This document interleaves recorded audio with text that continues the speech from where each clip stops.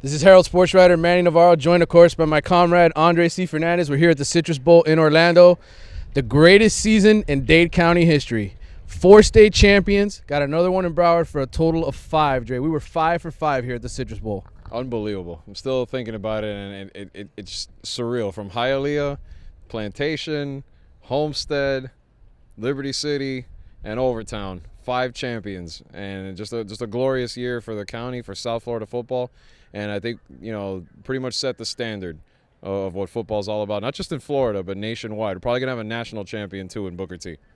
Dre, let's start off with the last game, the one here tonight, the 8A state championship. Apopka, heavy favorite against the South Dade Bucks. Almost 10,000 people here. Place was loud, screaming. I mean, so many people here supporting Apopka, and South Dade just came out of the gate 13-0, and they never looked back. Unbelievable performance. I mean, South Dade, you could feel how special this was to that Homestead community, but a great job by the Bucks team. I mean, Apopka came in averaging 51.7 points a game. Just think about that for a second. Just staggering what they were able to do with that single wing offense. And the Bucks came out right off the bat, first quarter, didn't let Apopka score. Their team speed was able to make up for any kind of confusion you might have right off the snap. They were able to track down plays. They weren't letting Apopka run wide on them.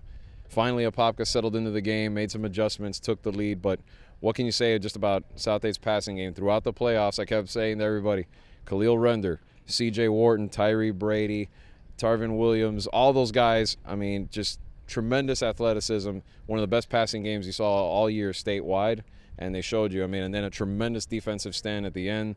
Tyree Brady gets that fumble and scores.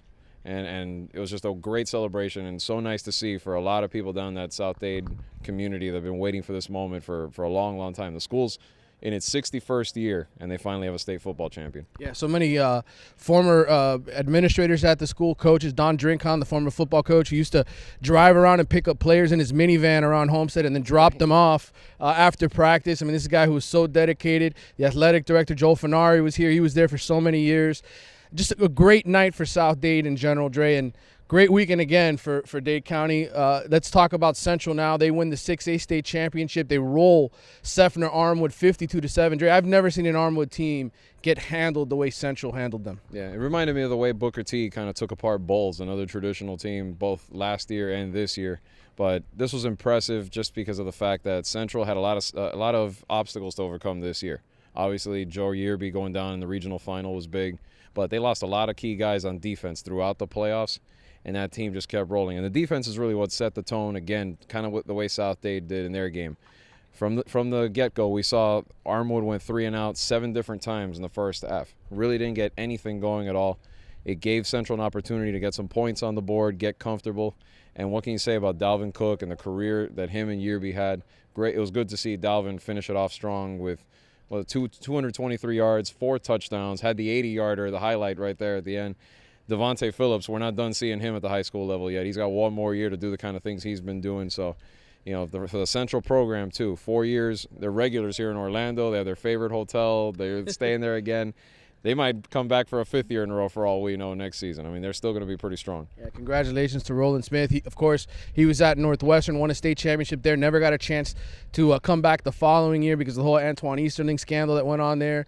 He gets back into coaching this year, leads the team in his first season of the state championship. He was a happy man afterward. And I got to tell you, I love Dalvin Cook's gold high-top sneakers. That was fun watching him run around with those today. Styled it around for sure. I mean, that was fun to watch. And like I said, I mean, tremendous guy. I mean, as a reporter, you get spoiled watching these guys play. I mean, you really do. And I took a moment today to think about it. I'm like, I mean, I'd see 2 guys, a tandem like that. I'm really fortunate to be able to have covered 2 quality athletes like that. Who knows if I'm ever going to see something like that again at this level. Special all the way around. And, of course, you want to talk about somebody special. How about Sony Michel Friday?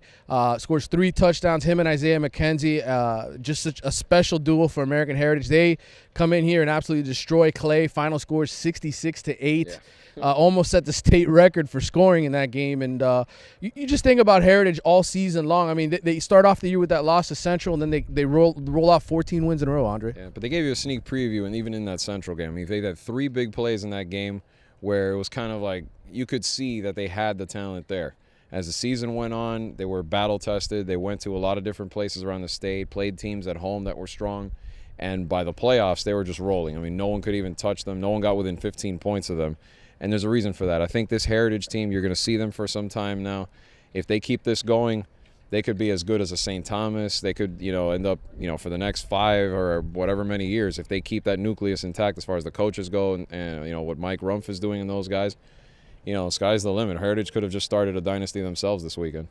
Torrance Gibson, of course, makes Sports Center's #1 play yesterday with that amazing touchdown pass, hitting the guy, throwing the ball across his body in the back of the end zone. I mean, so many phenomenal plays, Andre. I think to these playoffs, just so many tremendous plays. And really, I just want to take a moment to thank the players and the teams this season for really entertaining us. We had so much fun doing this show again this year, and I don't want to get all emotional and crazy or anything like that. We had a lot of that this weekend. We had a lot of that this weekend, but it sure was fun. And I want to thank Justin Aspiazu for doing a tremendous job filming and editing our clips all season long. Bill Daly, one of our all-time, old-time stringers for the Herald, he's done a great job helping us cover the state championships here. Don't call him old, though. Come on. I'm not going to call him old, but he is a veteran. He's done a great job for us for many years. And you, again, as our high school sports writer, I just got to tell you, you've done a great job the last few years doing the job. Thanks, man. I would always, you're one of the mentors for me, coming up through this thing, and I still value all your friendship and your advice. And again, not to get too sappy, but it's been another fun season of 15 years now in general doing this, and we're, like I said, we're lucky to be in a county in 2 counties in Dade and Broward that really have this quality level of football and other sports. So it's been fun. Well, thank you to you guys for watching the Gridiron Report all year. We look forward to seeing you again soon next football season.